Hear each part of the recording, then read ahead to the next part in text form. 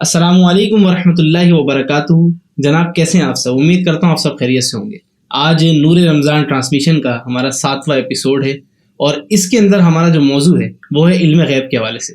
اس پہ کافی اعتراضات اٹھائے جاتے ہیں اور انہی تمام اعتراضات کا جواب ہم ماشاءاللہ اسلامک اسکالر ابو الہلال محمد بلال قادری صاحب سے لیں گے. السلام علیکم. وعلیکم السلام. حضور کیسے ہیں؟ الحمدللہ خیریت سے ہیں الحمدللہ.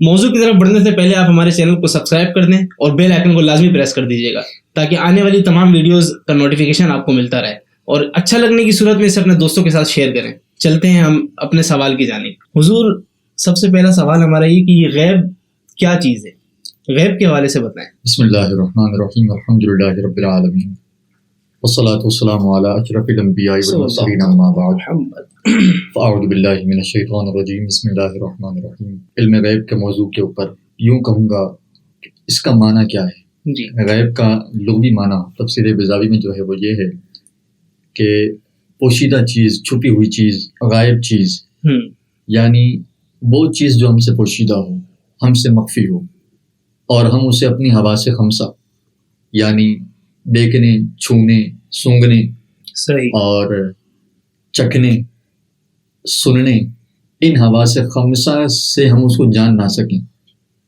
اور غور و فکر سے عقل اسے پہچان بھی نہ سکے. اچھا. غیب کا معنی یہ بیان کیا اور امام راغب اصفہانی نے بھی اسی تعریف کو لیا. فرماتے ہیں کہ جس طرح جب سورج وغیرہ غروب ہو جائے اور آنکھوں سے چھپ جائے تو کہا جاتا ہے کہ سورج غائب ہو گیا. صحیح. سورج غائب ہو گیا. چاند اگر غائب ہو جائے تو کہتے ہیں چاند غائب ہو گیا.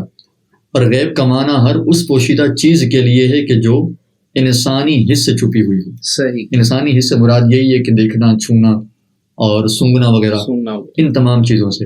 اب سورج غائب ہوا یا چاند غائب ہوا, یہ بھی انسانی حس سے معلوم ہوتا ہے. صحیح. کہ انسان اپنی آنکھ سے دیکھتا ہے کہ سورج ہے, سورج نہیں ہے. تو یہ تمام چیزیں امام راغب اصفہانی نے فرمایا کہ یہ غائب کا معنی یہ ہے کہ یعنی پوشیدہ چیز, چھپی ہوئی چیز جو انسان سے مخفی ہو. جی. تو ناظرین آپ نے جانا کہ غیب کیا چیز ہے. بڑھتے ہیں اگلے سوال کی جانب. حضور دوسرا سوال آپ سے یہ ہے کہ غیب کا علم کس کس کو ہوتا ہے؟ اہل سنت کا عقیدہ بیان فرمائیں. بہت پیارا سوال ہے اسامہ بھائی آپ کا. غیب کا علم میں آپ کو آسان اور عام فہم انداز میں بتاؤں تو غیب کا معنی تو میں نے آپ کے سامنے بیان کیا کہ غیب کا معنی پوشیدہ یعنی مخفی چیز, انسان کی حواس خمسہ کے ذریعے اس کو معلوم اور عقل و غور و فکر کے ذریعے عقل سے اس کو معلوم نہ کر سکے. صحیح. اب یہ غیب حاصل کس کس کو ہے, اس کا علم کس کس کو ہے, اس کا جو آسان عام فہم انداز میں جو میں آپ کو بتاؤں یہ اللہ تبارک و تعالیٰ کے لیے خاص ہے. صحیح. علم غیب اللہ تبارک و تعالیٰ کے لیے خاص اس لیے ہے اور اس جہت سے ہے کہ اللہ تبارک و تعالیٰ کے لیے ذاتی ہے. علم غیب ذاتی یہ اللہ تبارک و تعالیٰ کا خاصہ ہے, خاصہ الوہیت ہے اور اللہ تبارک و تعالیٰ کے ساتھ ہی خاص ہے. اب یہ ہے کس کس کو ملتا ہے. اللہ تبارک و تعالیٰ جس کو عطا کرے اس کو ملتا ہے. انبیاء کرام کی ذات صفات, انبیاء کرام کی ذات اور ان جیسی اشخاص جو اللہ تبارک و تعالیٰ کے محبوب مقربین بندے ہیں. صحیح. اللہ تبارک و تعالیٰ ان میں سے جس کو چاہے عطا فرمائے. اور وہ جو علم ہوتا ہے جی وہ غیب کا علم ہوتا ہے عطائی. صحیح. دو چیزیں میں نے آپ کے سامنے رکھی ہیں. ایک ہے ذاتی علم. ذاتی علم غیب وہ ہے کہ جو اللہ تبارک و تعالیٰ کے ساتھ خاص ہے. صحیح. اور ایک وہ عطائی علم ہے کہ جو اللہ تبارک و تعالیٰ نے اپنے انبیاء کرام علیہ الصلاۃ والسلام کو عطا فرمایا. صحیح. وہ علم غیب روز اول سے لے کر صبح قیامت تک یا اس کے بعد کے احوال ہوں, کچھ بھی ہو, جو احوال اللہ تبارک و تعالیٰ نے علم کے ذریعے, علم غیب کے ذریعے نبی پاک علیہ الصلاۃ والسلام یا دیگر انبیاء کو بتائے, وہ ہے علم غیب اور انبیاء کرام علیہ الصلاۃ والسلام کو ملتا ہے. انشاءاللہ اس پر میں آگے قرآن پاک سے شواہد جو ہیں انشاءاللہ بیان کروں گا. تو جناب آپ نے بتایا کہ یہ عقیدہ علم غیب کس کس کو ہوتا ہے نا, تو حضور اس کے اندر اہل سنت کا عقیدہ بھی بیان فرما دیں. اسامہ بھی اہل سنت کا عقیدہ تو روز روشن کی طرح واضح ہے. وہ عقیدہ یہ جو میں نے پیچھے جو باتیں بیان کی ان تمام کا نچوڑ اگر نکالوں تو اس میں ہمارا عقیدہ بھی شامل ہے. کہ ہمارا عقیدہ جو علم غیب کے اوپر ہے وہ یوں سمجھو, میں یہ بیان کرنے لگا علم غیب مصطفیٰ کے اوپر, جو بات آگے وہ بڑھنے والی ہے. علم غیب مصطفیٰ کے اوپر اعتراضات ہوتے ہیں. بالکل. اور اسی کے متعلق ہمارا عقیدہ کیا ہے اور علم غیب کے متعلق ہمارا عقیدہ اور جو اعتراض کرنے والے ہیں ان کا عقیدہ متفقہ ہے. صحیح. کہ وہ بھی کہتے ہیں کہ علم غیب اللہ تبارک و تعالیٰ کے لیے، ہم بھی کہتے ہیں علم غیب اللہ تبارک و تعالیٰ کے لیے. لیکن جب بات آتی ہے علم غیب مصطفیٰ پر یا انبیاء کرام علیہ الصلوۃ والسلام کو اللہ تبارک و تعالیٰ نے جو علم غیب عطا فرمایا، اس کے متعلق ہمارا عقیدہ وہ یہ ہے کہ اللہ تبارک و تعالیٰ نے اپنے حبیب صلی اللہ علیہ وآلہ وسلم کو روز اول سے لے کر آخر تک، یعنی ابتدائے دنیا سے، بلکہ ابتدائے دنیا سے پہلے سے لے کر آخر تک، ما کان و ما یکون، صحیح، اور مندرجہ لوح محفوظ اور اس سے بہت زیادہ کا علم اللہ تبارک و تعالیٰ نے محمد مصطفیٰ علیہ الصلوۃ والسلام کو عطا فرمایا. سبحان اللہ. ہمارا عقیدہ تو یہ ہے. صحیح. اب اللہ تبارک و تعالیٰ اس عقیدے پر ہمیں قائم رہنے کی توفیق عطا آمین فرمائے. ثم آمین. حضور ایک پہ اس پر اماں عائشہ رضی اللہ تعالیٰ عنہ کی بخاری شریف میں ایک حدیث ملتی ہے کہ اماں عائشہ صدیقہ رضی اللہ تعالیٰ فرماتی ہیں جو شخص تم سے کہے کہ حضور صلی اللہ علیہ وسلم غیب جانتے ہیں وہ کاذب ہے، کیونکہ غیب کا علم اللہ کے علاوہ کسی کو نہیں. اس حدیث سے کیا مراد ہے حضور؟ یہ تو علم غیب میں مصطفیٰ صلی اللہ علیہ وسلم کی نفی کر رہی ہے. یہ یوں سمجھو کہ یہ سوال نہیں ہے، ایک اعتراض ہے. جی بالکل ایسے ہی. یہ ایک اعتراض کرنے والا یوں بخاری شریف تو ہر کوئی مانتا ہے، بالکل، کیونکہ قرآن پاک کے بعد جو اصح ترین کتاب ہے، مسلم ترین کتاب ہے، وہ صحیح بخاری شریف ہے. صحیح. تو اس کی روایت پیش کر کے لوگ اعتراض یہ کرتے ہیں کہ اماں عائشہ صدیقہ رضی اللہ تعالیٰ عنہ نے، ہماری ماں، فرماتی ہیں کہ نبی پاک علیہ الصلوۃ والسلام کے حوالے سے یا علم غیب کے حوالے سے سمجھ لیں کہ علم غیب اللہ تبارک و تعالیٰ کے سوا کوئی نہیں جانتا. اگر تم میں سے کوئی شخص یہ کہے جی کہ فلاں کو علم غیب ہے تو وہ کاذب ہے. ٹھیک ہے، ہم اس بات کو مانتے ہیں، بخاری شریف کی حدیث ہے. لیکن اسامہ بھائی یہاں پر میں آپ کو بتاؤں کہ اس حدیث سے مراد کیا ہے. اس حدیث سے مراد یہ ہے کہ وہ علم غیب جو ذاتی ہو. صحیح. اللہ تبارک و تعالیٰ کے لیے ذاتی علم غیب ہم مانتے ہیں. اللہ تبارک و تعالیٰ کے علاوہ کسی کے لیے بھی ذاتی علم غیب ہرگز ہم نہیں مانتے. صحیح. اور ہمارے فقہاء نے، ہمارے علماء نے، ہمارے مفسرین، ہمارے محدثین نے یہاں پر فرمایا، بلکہ اس بات پر تو متفقہ یہ عقیدہ ہے کہ علم غیب ذاتی جو اللہ تبارک و تعالیٰ کا ذاتی علم غیب ہے وہ اللہ کے علاوہ کے لیے ماننا قطعی کفر ہے. صحیح. جبکہ ہم کیا کہتے ہیں کہ علم غیب ذاتی اللہ کے لیے خاص ہے اور علم غیب عطائی اللہ جسے چاہے عطا فرماتا ہے. اور یہ جو حدیث مبارکہ آپ نے بیان کی یہ علم غیب ذاتی کے حوالے سے ہے. صحیح. کہ علم غیب ذاتی اللہ تبارک و تعالیٰ کے سوا کوئی نہیں جانتا. بے شک. اگر میں آپ کو اس کے اوپر ایک دلیل بیان کروں، حضرت اماں عائشہ صدیقہ رضی اللہ تعالیٰ عنہ کی یہ روایت ہے. تو آپ فرماتی ہیں، آپ کی وہ روایت آپ نے سنی ہوگی کہ نبی پاک علیہ الصلوۃ والسلام کے ساتھ آپ تشریف فرما تھیں، تو آپ نے نبی پاک علیہ الصلوۃ والسلام سے یہ سوال کیا کہ یا رسول اللہ، آسمان پر جتنے ستارے ہیں اتنی نیکیاں کس کی ہیں؟ صحیح. اتنی نیکیاں کس کی ہیں؟ اس کی. اب اگر یہ سوال تو آپ نے فرما دیا، نبی پاک علیہ الصلوۃ والسلام اس سوال کا جواب دیتے ہوئے آپ نے یہ نہیں فرمایا کہ اے عائشہ تو کیا کہتی ہے، مجھے کیا پتا کہ آسمانی کے ستارے کتنے ہیں. کیا بات ہے، کیا بات ہے. لیکن نبی پاک علیہ الصلوۃ والسلام نے اس بات کا ذکر نہیں کیا. آپ علیہ الصلوۃ والسلام نے ارشاد فرمایا، عائشہ جتنی آسمان پر ستارے ہیں، جتنے ستارے ہیں، سبحان اللہ، کیا بات. تمام ستاروں کے برابر نیکی حضرت عمر کی ہیں. سبحان اللہ. اللہ اکبر.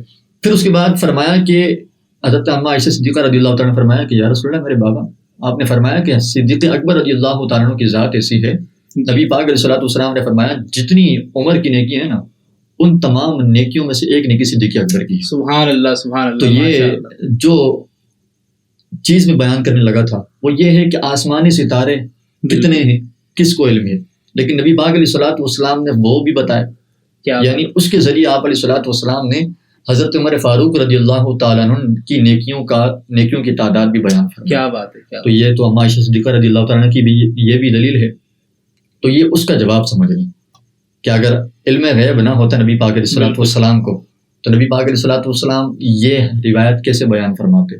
اور چلو بیان فرما بھی دی تو سوال جو آپ نے کیا اماں عائشہ والا، بالکل بالکل ایسا ہی، وہ بھی اماں عائشہ والا اماں عائشہ صدیقہ رضی اللہ تعالیٰ عنہ والا سوال تھا. بالکل. اور یہ جواب ہے دلیل کے طور پر یہ بھی بی بی سیدہ عائشہ صدیقہ طیبہ طاہرہ عابدہ ماجدہ زاہدہ رافعہ رضی اللہ تعالیٰ عنہ کی دلیل کے حوالے سے ہے. کیا بات ہے، ماشاء اللہ سبحان اللہ. یعنی حضرت عمر فاروق رضی اللہ عنہ کی نیکیاں بھی بتا دی، وہ نیکیاں بھی جانے ہیں صحابہ کرام کی تمام. جی اور آسمان کے جتنے ستارے ہیں اس کی تعداد بھی ان کو پتہ ہے، اسی وجہ سے بتایا کہ عمر رضی اللہ تعالیٰ عنہ. نبی پاک علیہ الصلوۃ والسلام کے غیب پر یہی تو دال ہے. اللہ اکبر، اللہ پاک سمجھنے کی توفیق عطا فرمائے. آمین ثم آمین. تو جناب چوتھے سوال کی طرف ہم بڑھتے ہیں. علم غیب تو خدا کی صفت ہے حضور، اس میں کسی کو شریک کرنا کیا شرک فی صفات نہیں؟ اگر میں اس کو عام فہم انداز میں سمجھانا چاہوں تو قرآن پاک کی آیت کریمہ ہے نا، جس کو لوگ بطور دلیل کے پیش کرتے ہیں عالم الغیب، اللہ تبارک و تعالیٰ عالم الغیب ہے. دیکھیں غیب، علم غیب جاننا اللہ تبارک و تعالیٰ کی صفت تو ہے، اللہ تبارک و تعالیٰ کی صفات میں سے ہے. اور لیکن میں آپ کے سامنے قرآن مجید کی اس آیت کریمہ کا آگے بھی پڑھوں تو اللہ پاک نے ارشاد فرمایا کہ عالم الغیب والشہادہ، کہ اللہ تبارک و تعالیٰ غیب کو بھی جاننے والا ہے اور جو چیزیں حاضر ہیں اس کو بھی جاننے والا ہے. جو چیزیں موجود اور حاضر ہیں، تو کسی کے لیے حاضر چیزوں کو جاننا کیا یہ شرک نہیں ہے؟ یعنی اگر میں حاضر چیزوں کو جانوں یا آپ جانیں کسی حاضر چیز کو، یہ پھول یہاں پڑے ہیں، یہ ڈیسک یہاں پر ہے، آپ کے ہاتھ میں موبائل ہے، تو یہ حاضر چیزیں ہیں، اللہ تبارک و تعالیٰ ان کو جانتا ہے. بالکل ایسے ہی ہم بھی جانتے ہیں کہ یہ چیزیں موجود ہیں، تو کیا یہ شرک نہیں کہلائے گا؟ اللہ تبارک و تعالیٰ نے جو ارشاد فرمایا کہ عالم الغیب والشہادہ، اور عالم الغیب کو لے کر لوگ اعتراض کرتے ہیں، تو میں نے کہا کہ آگے بھی پڑھو، والشہادہ بھی آگے ذکر ہے. تو اللہ تبارک و تعالیٰ نے عالم الغیب والشہادہ کہہ کر یہ سمجھا دیا کہ میں غیب کو بھی جاننے والا ہوں اور میں حاضر چیزوں کو بھی جاننے والا ہوں. اب دوسری چیز دیکھیے، اللہ تبارک و تعالیٰ سمیع بھی ہے، بصیر بھی ہے. صحیح، یعنی وہ دیکھنے والا بھی ہے، سننے والا بھی ہے. اب یہ سننے والی ذات تو ہماری بھی ہے، بالکل ہم بھی سنتے ہیں. میں یہاں سے کلام کرتا ہوں، آپ سنتے ہیں، بالکل ایسے ہی آپ مجھے دیکھتے ہیں، یعنی بصارت بھی ہے، سماعت بھی ہے.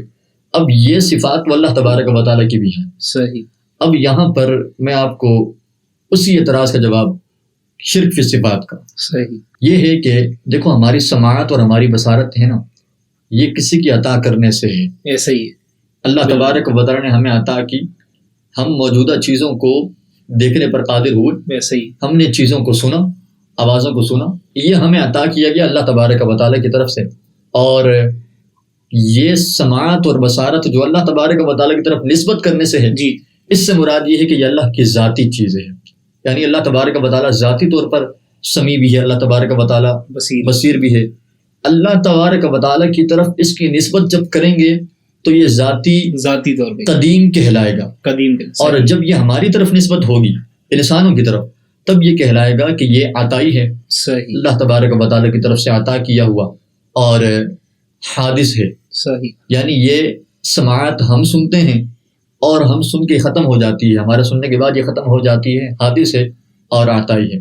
اسی طرح نبی پاک علیہ الصلوۃ والسلام کا علم غیب، موضوع یہ ہے نبی پاک علیہ الصلوۃ والسلام کا علم غیب اور مطلقاً علم غیب، ذاتی علم غیب اور عطائی علم غیب. نبی پاک علیہ الصلوۃ والسلام کے پاس جو علم غیب ہے وہ عطائی ہے. صحیح. وہ اللہ تبارک و تعالیٰ نے عطا کیا، وہ سماعت اور بصارت اور اس کو آپ ملائیں تو اللہ تبارک و تعالیٰ کی طرف اگر علم غیب کی نسبت کریں تو کیا کہلائے گا؟ ذاتی کہلائے گا. صحیح. وہ اللہ تبارک و تعالیٰ کو کسی نے عطا نہیں کیا، اس کا خود کا ذاتی ہے. اس نے جس کو عطا کیا، انبیاء کرام علیہ الصلوۃ والسلام کی ذات، تو وہ جس کو عطا کیا جائے تو کیا کہلاتا ہے؟ وہ عطائی کہلاتا ہے. سبحان اللہ. بس مختصر بات یہ کھول کے بیان فرما دی. جزاک اللہ. اللہ سمجھنے کی توفیق عطا فرمائے. آمین. آمین ثم آمین. مزید یہ کہ نبی پاک علیہ الصلوۃ والسلام کا جو علم غیب اللہ نے عطا کیا نا، وہ عطائی تو ہے. جب وہ عطائی ہے اور اللہ کا علم غیب ذاتی ہے تو ان دونوں میں شرک کیسا ہوا؟ شریک کرنا کیسا ہوا؟ صحیح. ان دونوں میں مساوات کی نسبت پائی نہیں جا رہی. صحیح. اور دوسرا یہ سب سے بڑی اہم بات اسامہ بھائی، یہ کہ نبی پاک علیہ الصلوۃ والسلام کی ذات والا صفات ہو یا دیگر انبیاء کرام علیہ الصلوۃ والسلام کی ذات والا صفات ہو، یہ تمام کے تمام کو جو علم غیب ملا عطائی تو ہے لیکن متناہی ہے. صحیح. ہم یہ نہیں کہتے کہ نبی پاک علیہ الصلوۃ والسلام کو مختصر علم ملا یا کم ملا. نبی پاک علیہ الصلوۃ والسلام کو میں نے عقیدہ بیان کیا، بالکل ایسے ہی. نبی پاک علیہ الصلوۃ والسلام کو لوح محفوظ سے زیادہ بڑھ کر علم عطا کیا گیا، لیکن پھر بھی متناہی ہے، اس کی حد ہے. لیکن اللہ تبارک و تعالیٰ کی طرف اگر علم کی نسبت کرے علم غیب کی، جی، تو وہ غیر متناہی در غیر متناہی در غیر متناہی ہے، اس کی انتہا ہی نہیں ہے. اس کی انتہا. اللہ تبارک و تعالیٰ کے صحیح عطا فرمائے. آمین ثم آمین. حضور 5ویں سوال کی طرف بڑھتے ہیں. کیا علم غیب مصطفیٰ صلی اللہ علیہ وسلم پر قرآن اور حدیث میں کوئی دلیل ملتی ہے؟ اللہ اکبر. علم غیب مصطفیٰ علیہ الصلوۃ والسلام پر قرآن پاک سے دلیل نہیں، دلائل احادیث نبوی بھی اس پر شاہد ہیں۔ قرآن پاک کے اندر تو اللہ تبارک و تعالیٰ نے بہت ساری جگہوں پر کئی بار ارشاد فرمایا فلا یظہر علی غیبہ احد الا من ارتضی من رسول۔ اللہ تبارک و تعالیٰ علم غیب رسولوں میں سے جسے چاہے عطا فرماتا ہے، چن لیتا ہے، اس کو عطا فرماتا ہے۔ تو یہ رسولوں میں نبی پاک علیہ الصلوۃ والسلام تو افضل رسول کہلائے، انبیاء میں سب سے افضل نبی ہیں، تو کیا نبی پاک علیہ الصلوۃ والسلام کے علم غیب نہیں ہوگا؟ اسی طرح اللہ تبارک و تعالیٰ نے قرآن پاک کے اندر مزید ارشاد فرمایا، آل عمران، سورۃ آل عمران کی ایک آیت کریمہ وَنَزَّلْنَا عَلَيْكَ الْقُرْآنَ تِبْيَانًا لِكُلِّ شَيْءٍ، اور ہم نے نبی پاک علیہ الصلوۃ والسلام پر، ہم نے تجھ پر، وَنَزَّلْنَا عَلَيْكَ، ہم نے آپ پر ایسی کتاب اتاری سبحان اللہ کہ جس میں ہر چیز کا بیان ہے۔ بے شک۔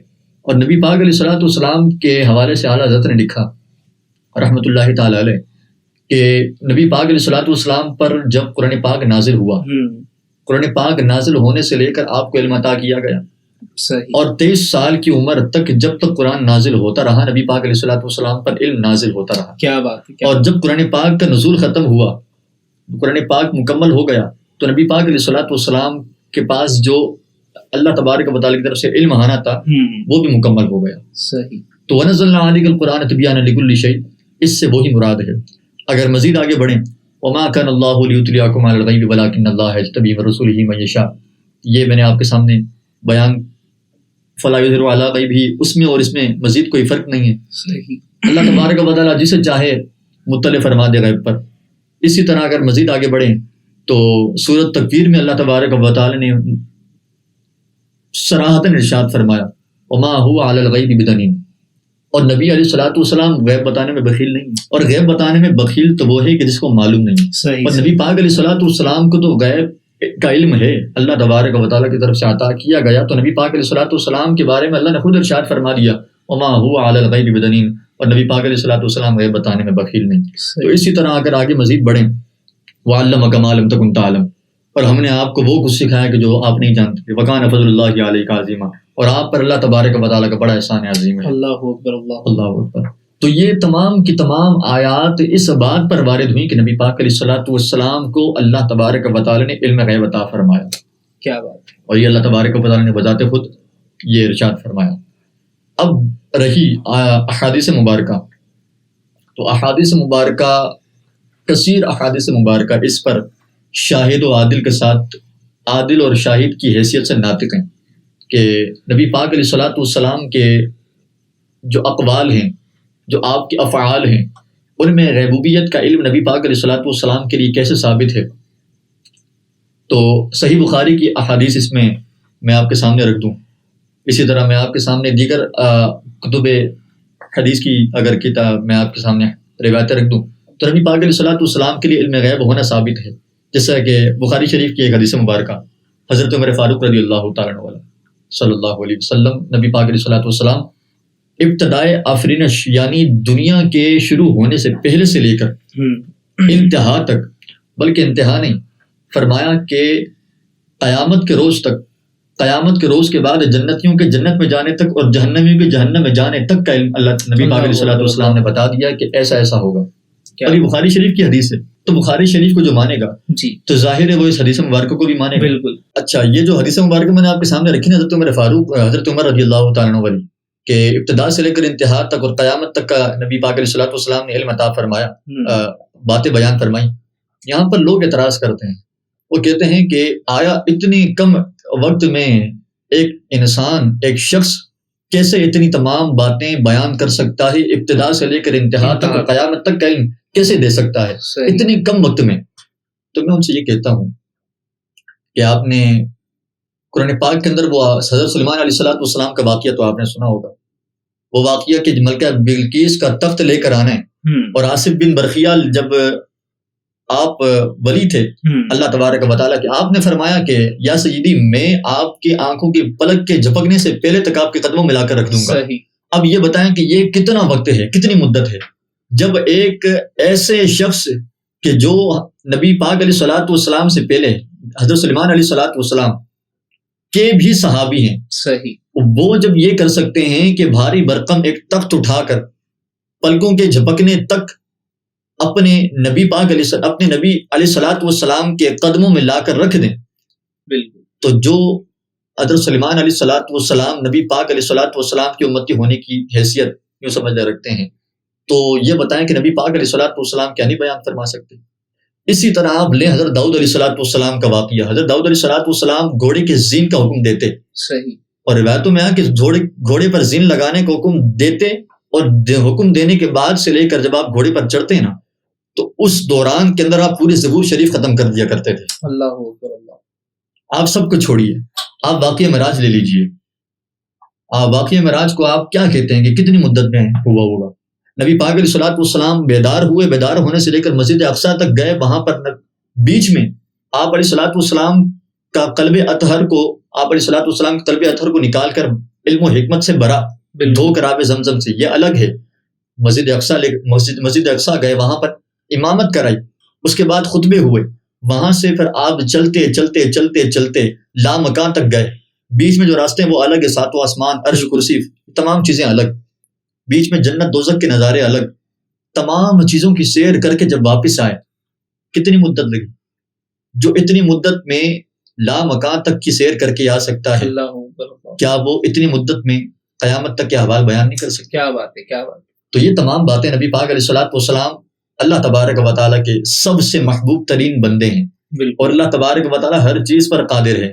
جب وہ ہر چیز پر قادر ہے تو اپنے محبوب کو اتنی مدت میں اتنی ساری باتیں بیان کرنے پر کیا قدرت نہیں دے سکتا؟ اللہ. اور نبی پاک علیہ الصلوۃ والسلام کی دیگر احادیث مبارکہ اس پر میں آپ کے سامنے رکھتا ہوں.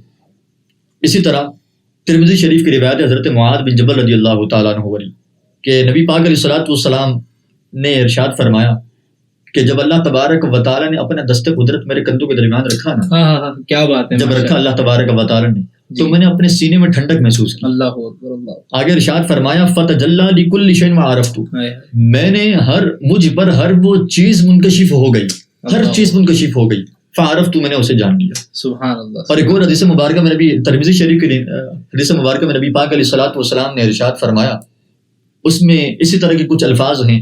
نبی پاک علیہ الصلوۃ والسلام نے فرمایا فعلمت ما فی السماوات والارض, میں نے جو کچھ آسمان میں ہے, جو کچھ زمین میں ہے, تمام کو میں نے جان لیا. کیا بات. اسی اسی طرح نبی پاک علیہ الصلوۃ والسلام کا اگر دیگر احادیث میں جائیں, اسی طرح کی روایات مزید بھی ہیں. نبی پاک علیہ الصلوۃ والسلام نے ارشاد فرمایا فعلمت ما فی المشرق والمغرب, جو کچھ مشرق اور مغرب کے درمیان ہے میں نے تمام کو جان لیا. اسی طرح اگر مزید آگے بڑھیں تو نبی پاک علیہ الصلوۃ والسلام نے ایک اور اسی طرح کی روایت میں نبی پاک علیہ الصلوۃ والسلام نے ارشاد فرمایا فعلمت جمیع ما کان وما یکون, ما کان وما یکون کا جتنا علم ہے تمام کے تمام کو میں جانتا ہوں. اللہ اکبر. تو یہ تمام کے تمام چیزیں, تمام کے تمام احادیث اس پر صراحتاً دلالت کرتی ہیں کہ نبی پاک علیہ الصلوۃ والسلام کو اللہ تبارک و تعالیٰ نے علم غیب عطا فرمایا. کیا بات. اچھا اسامہ بھائی, مزید میں آپ کو روایت سناؤں تو سیاہ ستہ کے اندر یہ واقعہ موجود ہے. نبی پاک علیہ الصلوۃ والسلام کے جنگ موطا والا واقعہ, یہ بخاری میں بھی ہے, مسلم میں بھی ہے, ابو داؤد میں بھی ہے, نسائی میں بھی ہے, ابن ماجہ میں بھی ہے. اللہ. حدیث مبارکہ یہ ہے کہ جنگ موطا کا جو واقعہ نبی پاک علیہ الصلوۃ والسلام جہاں پر تشریف فرما ہے وہ مسجد نبوی شریف, زادہ اللہ شرفا و تعظیما.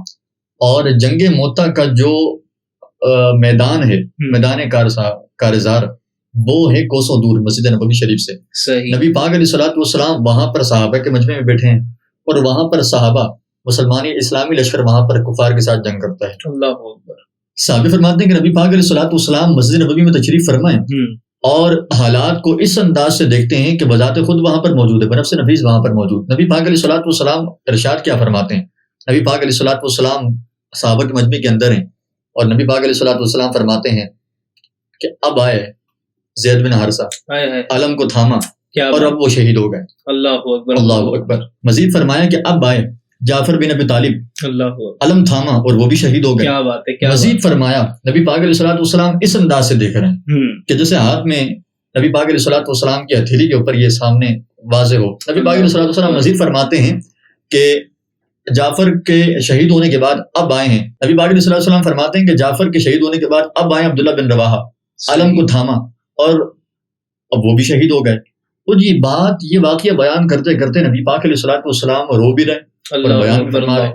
آخر میں ارشاد فرمایا کہ اب آئے ہیں اللہ تبارک و تعالیٰ کی 2 تلواروں میں سے ایک تلوار خالد بن ولید رضی اللہ تعالیٰ عنہ علم کو تھامے، اور آج اللہ تبارک و تعالیٰ خالد بن ولید کے ہاتھوں میں فتح نصیب فرمائے. سبحان اللہ سبحان اللہ اکبر.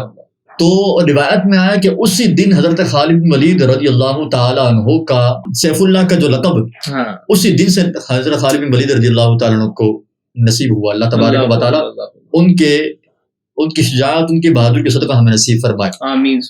اگر مزید ہم آگے بڑھیں تو ابو جہل والا واقعہ آپ کے سامنے ہے. ابو جہل والا واقعہ بیان کرنے سے پہلے نبی پاک علیہ الصلوۃ والسلام کا وہ جنگ بدر والا واقعہ آپ کے سامنے رکھ دوں. نبی پاک علیہ الصلوۃ والسلام جنگ بدر کے میدان میں تشریف لے کر جا رہے تھے، اور صحابی جنتی صحابی رضی اللہ تعالیٰ، کیونکہ ہر صحابی جنتی ہے، وہ فرماتے ہیں کہ نبی پاک علیہ الصلوۃ والسلام کے ہاتھ میں ایک لاٹھی تھی. نبی پاک علیہ الصلوۃ والسلام رات کو جس جگہ پر جنگ ہونی تھی وہاں پر ہمیں لے کر گئے، اور ہر جگہ پر لاٹھی رکھ کر، یعنی جس جگہ پر کسی نے مرنا تھا وہاں پر لاٹھی رکھ کر یہ بتایا کہ آج یہاں پر یہ مرے گا، یہاں پر یہ مرے گا، یہاں پر اس کی موت ہوگی. صحابی فرماتے ہیں کہ اگلے دن جب جنگ ہوئی تو نبی پاک علیہ الصلوۃ والسلام نے جس جگہ پر جس جگہ پر جس کے مرنے کا ارشاد فرمایا اس جگہ پر وہی مرا. اور صحابی فرماتے ہیں کہ ایک لکیر کا بھی اسے فرق نہیں تھا. یعنی جہاں پر نبی پاک علیہ الصلوۃ والسلام نے لکیر لگائی تھی عصا مبارک، لاٹھی مبارک سے، صحابی فرماتے ہیں کہ اس لکیر سے کوئی 1 انچ بھی آگے پیچھے نہ ہوا. اس پہ بہت زبردست نعتی اشعار جو ہے سبحان اللہ. کہاں مریں گے ابو جہل لوتبا شیبہ، کہاں مریں گے ابو جہل اتبا شیبہ، کہ جنگ بدر کا نقشہ حضور جان دیتے ہیں، کہ جنگ بدر کا نقشہ حضور جان دیتے ہیں. کیا بات ہے، کیا بات. ماں کان و ما یکون کا جتنا علم ہے نبی پاک علیہ الصلوۃ والسلام وہ تمام علم کو جانتے ہیں، لیکن کس کی عطا سے؟ اللہ تبارک و تعالیٰ کی عطا سے. اگر یہ بات ہمارے ذہن میں بیٹھ گئی نا کہ عطائی اور ذاتی میں فرق کیا ہے، عطائی کس کو ہے، ذاتی کس کو ہے، تو یقین جانیے جتنے اختلافات ہیں نا تمام کے تمام ختم ہو جائیں.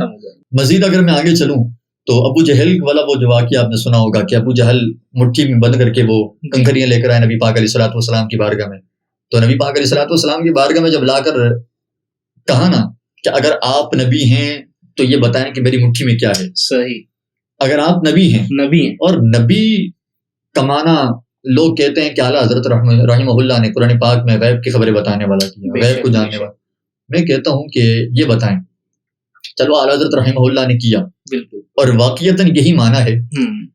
یہ لسان العرب اس کے مصنف کون ہے؟ اعلیٰ حضرت ہیں، لیکن اس کے اندر بھی یہی غیب بتانے والا.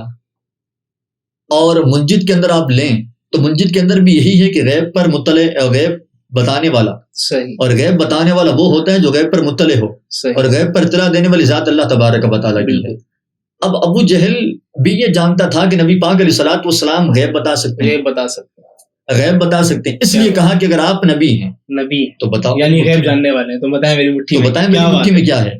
تو ابو جہل نے جب یہ کہا تو نبی پاک علیہ الصلوۃ والسلام کا وہ فرمانا کہ اب میں کہوں یا جو تیری مٹھی میں وہ تیری مٹھی میں. کیا بات. پھر مٹھی میں جو کنکریاں بولی لا الہ الا اللہ محمد رسول اللہ، اللہ کی گواہی دی اللہ کے واحد ہونے پر، نبی پاک علیہ الصلوۃ والسلام کے اللہ کے رسول ہونے پر گواہی دی. تو خیر نبی کا جو معنی ہے نا یہ ہے غیب بتانے والا. اور نبی کا جو اصل ماخذ اشتقاق ہے نا وہ ہے نبأ.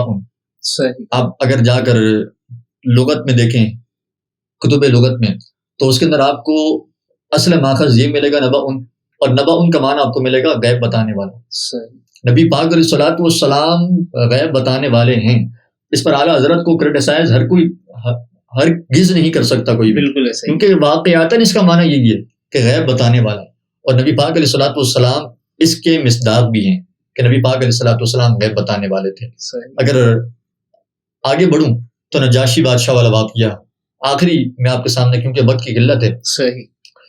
نجاشی بادشاہ والا واقعہ، حبشہ میں رہنے والا تھا یہ بادشاہ، اور حبشہ کے اندر حکومت کرتا تھا نبی پاک علیہ الصلوۃ والسلام کے زمانے میں.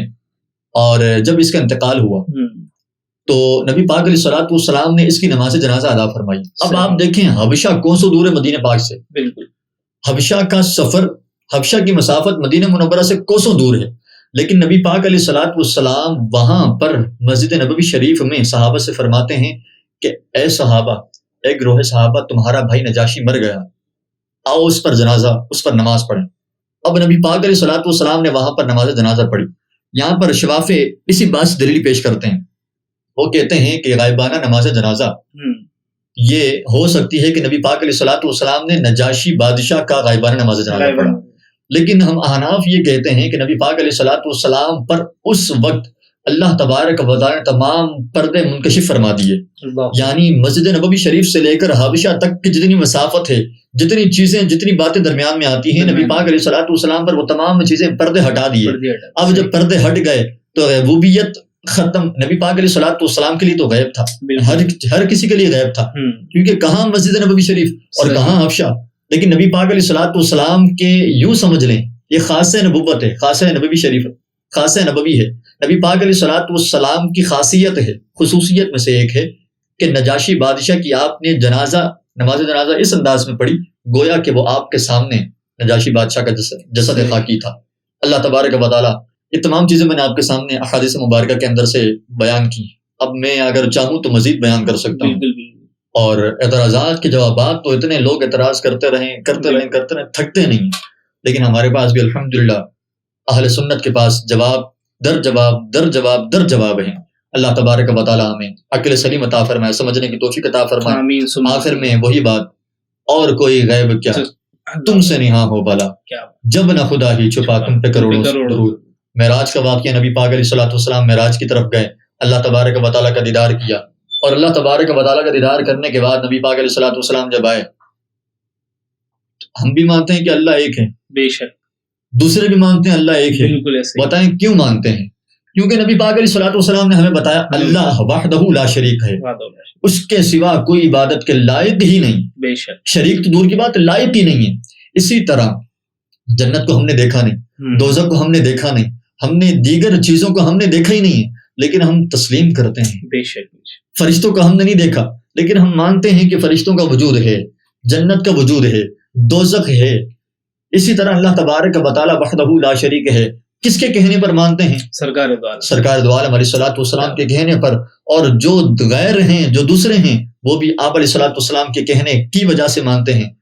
تو آپ علیہ الصلوۃ والسلام کا یہ بھی تو غیب تھا، بے شک، غیب کی خبر تھی، نبی پاک علیہ الصلوۃ والسلام نے بیان فرما دی. بس یوں ہی کہوں گا، اور کوئی غیب کیا تم سے نہاں ہو بھلا، جب نہ خدا ہی چھپا آقا تم پہ کروڑوں درود.